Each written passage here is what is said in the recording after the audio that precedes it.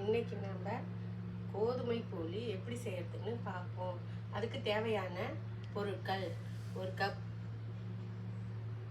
தேங்காய் துருவல், ஒரு கப் கோதுமை மாவு, தேவையான அளவு நாட்டு சர்க்கரை, ஏலக்காய் தூள், சால்ட். ஃபஸ்ட்டு தேங்காய் துருவலை போட்டுக்கோங்க. ஏலக்காய் தூள் கொஞ்சம் போட்டுக்கோங்க. ஒரு பிஞ்ச் சால்ட்டு போட்டுக்கோங்க. தேங்காய் துருவலுக்கு ஏற்ற மாதிரி நாட்டு சர்க்கரை போட்டுக்கோங்க. உங்கள்கிட்ட வெல்லம் இருந்தாலும் போட்டுக்கோங்க. போட்டு மிக்ஸ் பண்ணுங்கள்.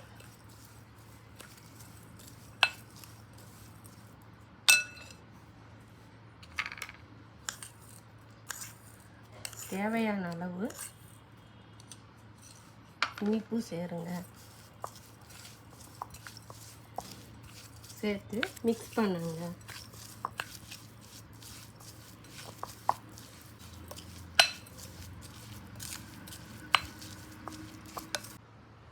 தேவையான அளவு கோதுமை மாவு போட்டுக்கோங்க. கோதுமை மாவு போட்டு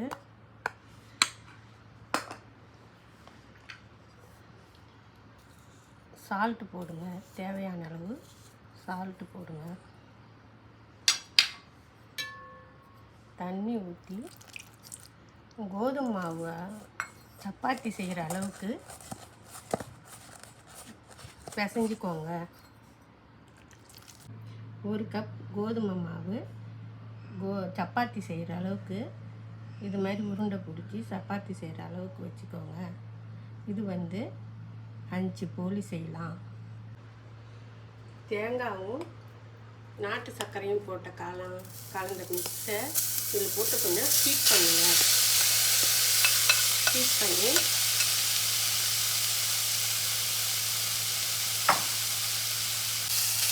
கொஞ்சம் தண்ணியெல்லாம் இழுக்கணும். இழுத்துட்டு கொஞ்சம் கட்டியாக ஆகும்.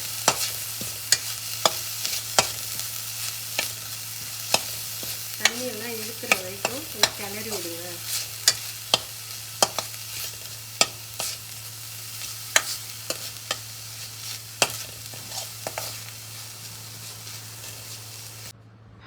இதில் வச்சு இப்படி மூடி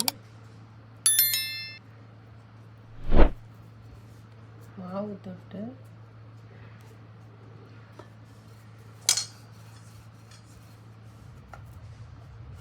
சப்பாத்தி மாதிரி செய்யணும்.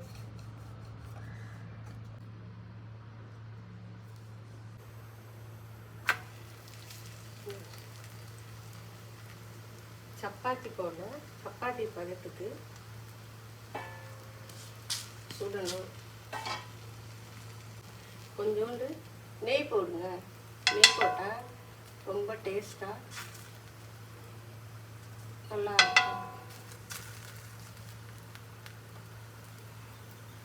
மைதா கலக்காத கோதுமை மாவில் செஞ்ச போலி. இது எல்லாருமே விரும்பி சாப்பிடுவாங்க. குழந்தைங்களுக்கு ரொம்ப சத்தாகவும் இருக்கும். குழந்தைங்க நல்லா விரும்பி சாப்பிடுவாங்க.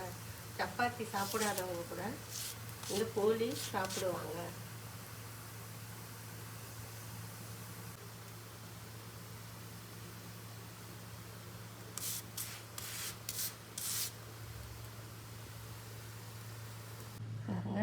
கோதுமை மாவில் செஞ்ச சாஃப்டான போலி. மைதாவே கலக்கலை. உடம்புக்கும் ரொம்ப நல்லது.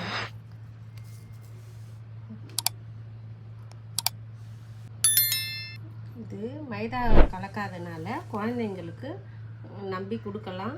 ஸ்வீட்டாக இருக்கிறதுனால குழந்தைங்களும் நல்லா விரும்பி சாப்பிடுவாங்க. இது பெரியவங்க வரைக்கும், பெரியவங்க சின்னவங்க எல்லாருமே சாப்பிட்லாம். இது பாருங்கள் எவ்வளோ சாஃப்டாக இருக்குன்னு. இது செஞ்சு கொடுங்க குழந்தைங்களுக்கு. இந்த ரெசிபி பிடிச்சிருந்தா சப்ஸ்கிரைப் பண்ணுங்கள், லைக் பண்ணுங்கள், ஷேர் பண்ணுங்கள், பெல் பட்டன் அமுக்குங்க. தேங்க்யூ.